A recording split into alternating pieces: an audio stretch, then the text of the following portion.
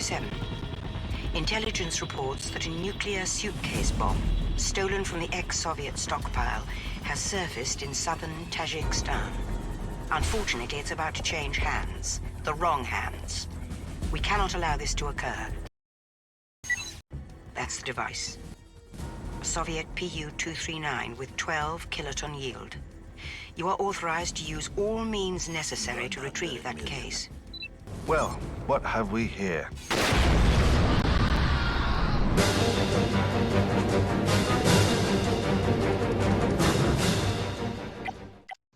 The beginning of Ground Zero is really simple, so I won't be covering much until we get to about the halfway point in the level. You want to take out these guards as quickly as possible. They're the only ones that are really going to cause any issues throughout the level. And as a precaution, there's a barrel that you can kind of see beside the guard to the left, and another barrel way in the back. If you're okay with not getting the mag dash, like if you're okay with like just continuing the level, even if you don't get it, then you go ahead and take out that barrel. That way when you fall down out of the window, the guard doesn't shoot it and blow it up and cause you to get knocked around.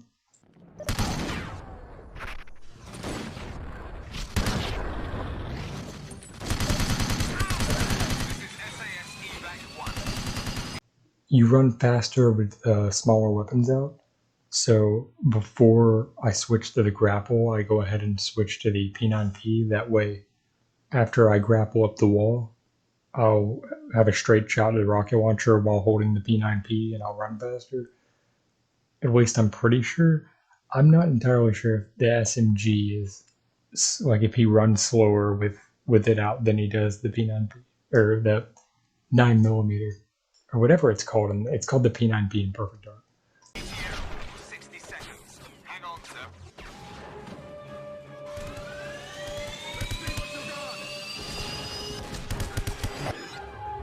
From here, it's just a straight shot to the briefcase. If you left any guards alive, just hope they don't shoot you. Get to that briefcase bomb. I really do feel like a perfect roll to the briefcase is faster than running to it, but you'll notice here that I just completely fail the roll. Again, I don't know if it's actually faster. That's probably something that needs to be looked at, but just do either, whatever you think's faster, I guess. Find a rocket launcher. I'm not even very sure how to give advice for the grapple section. It's really just something you have to grind and play over and over till you get an idea of where it'll land and where it won't. I really recommend, even if you don't like playing on emulator, to at least practice on emulator. That way you can have a save state and just repeat it over and over until you get the hang of it.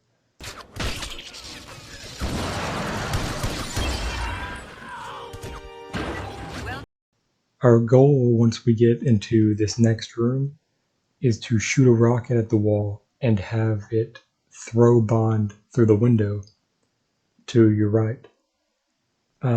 You can just run through the door and just like swing left and fire the rocket and throw yourself out. You can also actually just dive through the window, but it's both of those are just insanely difficult to do and almost impossible to do consistently, at least to me. This is the safer way of doing it.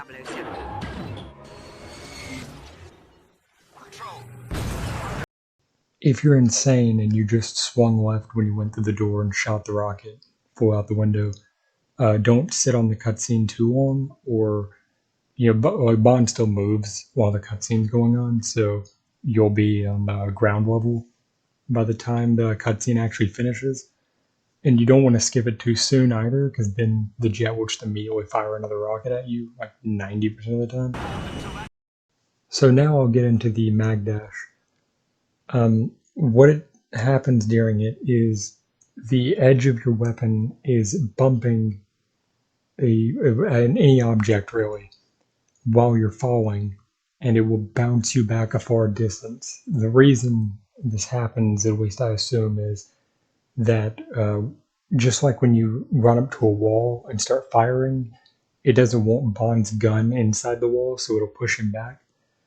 But when you're going in slow motion midair, it just keeps adding speed to it, at least it seems like. If you fire too soon after Bond gets up, you very rarely, though, will bump the side of the window that I circled right there. Obviously, firing too late is pretty bad too, because then you'll just shoot your rocket at the wall and it'll just throw you.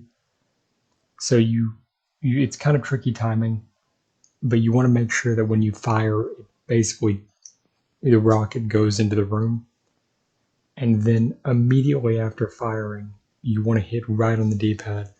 Don't hit it. Well, try not to hit it multiple times because you might switch weapons and then it won't bump as well against the bottom of the window. It's very tricky and it's nerve-wracking when you do it.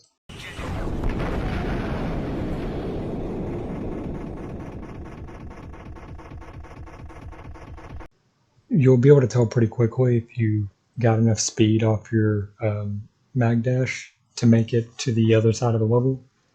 The only things to worry about from here are either bumping one of the light posts at the end of the level or bumping into the jet because it'll just throw you to the ground immediately.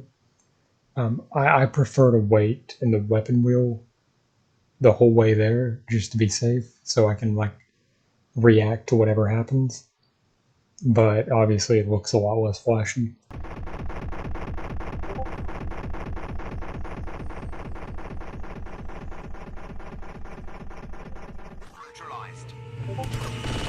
From here, you just fire 2 shots at the jet and make sure that when the last shot hits, you're standing in the exact spot I am. And that'll be the end of the level and the end of my first tutorial on 007 Everything or Nothing. Thanks for watching.